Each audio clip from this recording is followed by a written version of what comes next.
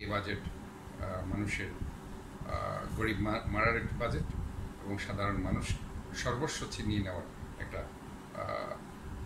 পরিপূর্ণ বন্দোবস্ত তারা এই বাজেটের মাধ্যমে করেছে। আমরা এই বাজেট প্রত্যাখ্যান করছি। আরেকটি ভোটারবিহীন সরকারের বাজেট জনগণ দেখেছে, প্রায় 7,97,000 কোটি টাকার একটি উচ্চবিলাসী বাজেট তারা দিয়েছে। সেখানে দেখা যাচ্ছে তারা আয় ধরেছে 5,41,000 কোটি টাকা, আর 2,56,000 কোটি টাকা ঘাটতি আছে।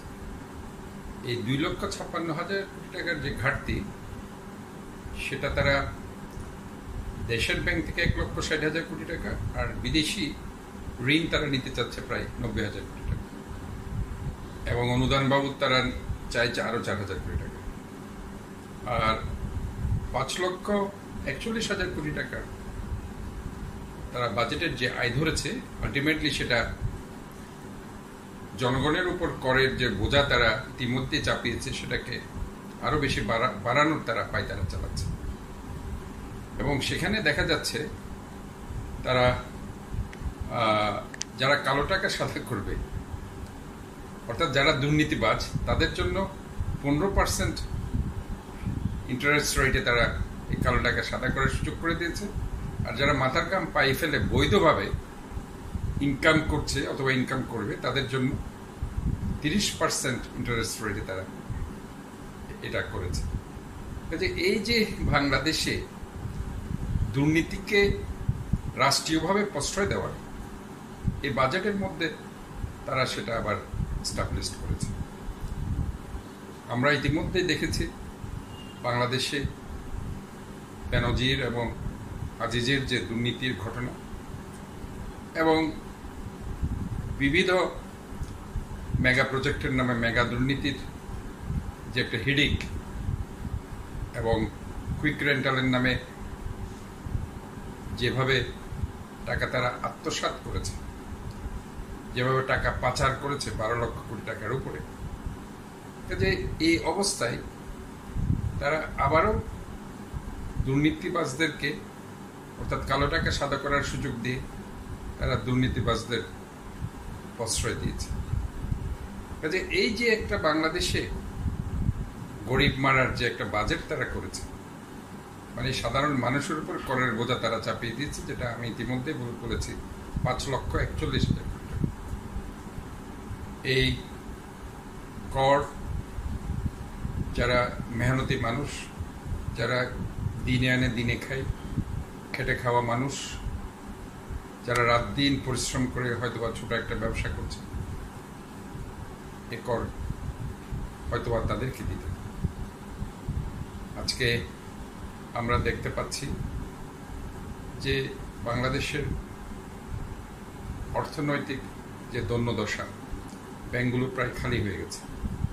মূল্যস্ফীতি দিন দিন বাড়ছে, এখন প্রায় 10%-এর উপর মূল্যস্ফীতি। তারা সেটাকে টার্গেট করেছে 6.5%।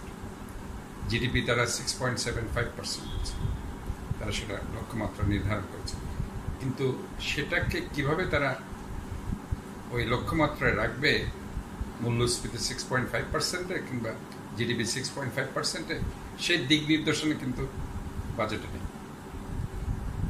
বাজেটের সবচেয়ে যে বাজে দিকটা হচ্ছে, সেটা হচ্ছে আজকে রাজনৈতিক যে অস্থিরতা চলছে, সে রাজনৈতিক অস্থিরতায় বাংলাদেশের অর্থনৈতিক সংকটের যে উত্তরণ কিংবা যে চ্যালেঞ্জগুলো আছে, সেই চ্যালেঞ্জগুলো মোকাবেলার কোনো দিক নির্দেশনা, সঠিক সুস্পষ্ট কোনো পরিকল্পনা এই বাজেটে একদম অনুপস্থিত। কাজে এই বাজেটের মাধ্যমে আমরা দেখতে পাচ্ছি তারা আবার ওই সাধারণ মানুষ কর দিবে, যেভাবে আগে 12 লক্ষ কোটি টাকা বাংলাদেশ থেকে পাচার হয়ে গেছে, একই স্কেলে তারা টাকাগুলো পাচার করবে। অর্থাৎ রাজার হস্ত করে সমস্ত কাঙালের ধন চুরি। রাজা তার বিভিন্ন রাষ্ট্রীয় প্রতিষ্ঠানের মাধ্যমে প্রজাদের সমস্ত ধনগুলো সমস্ত টাকাগুলো তাদের রাষ্ট্রীয় ভাণ্ডারে নিয়ে যাবে, আর বিদেশে সে টাকাগুলো পাচার হয়ে যাবে। এ হচ্ছে আজকে বাংলাদেশের ইতিহাস। কাজেই আমরা মনে করি এই বাজেট করের বোঝা চাপিয়ে দেওয়ার বাজেট। এই বাজেট বাংলাদেশের জনগণকে আরও বেশি সর্বস্ব করার একটা বন্দোবস্ত করা হয়েছে, সর্বস্ব ছিনিয়ে নেওয়ার একটা বন্দোবস্ত করা হয়েছে। ইতিমধ্যেই IMF-এর একটা চাপ আছে। IMF থেকে লোন নেওয়ার জন্য তারা যে শর্তগুলি দিচ্ছে, সেই শর্তের কারণে গিয়ে আজকে জ্বালানির দাম হু হু করে বৃদ্ধি পাচ্ছে, বিদ্যুতের দাম বৃদ্ধি পাচ্ছে, পানির দাম বৃদ্ধি পাচ্ছে, গ্যাসের দাম বৃদ্ধি পাচ্ছে। এইসব বৃদ্ধি পাওয়ার কারণে আজকে দ্রব্যমূল্যের চরম ঊর্ধ্বগতি আমরা দেখতে পাচ্ছি।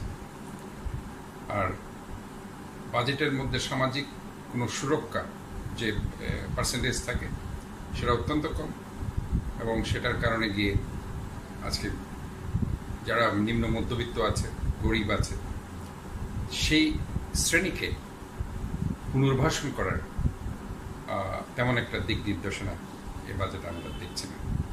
কাজে আমরা মনে করছি এটা যেহেতু তারা ভোটারবিহীন একটা সরকার, তাদের ভোট ছাড়াই তারা নির্বাচিত হয়েছে, কাজে জনগণের উপর তাদের যে আজকে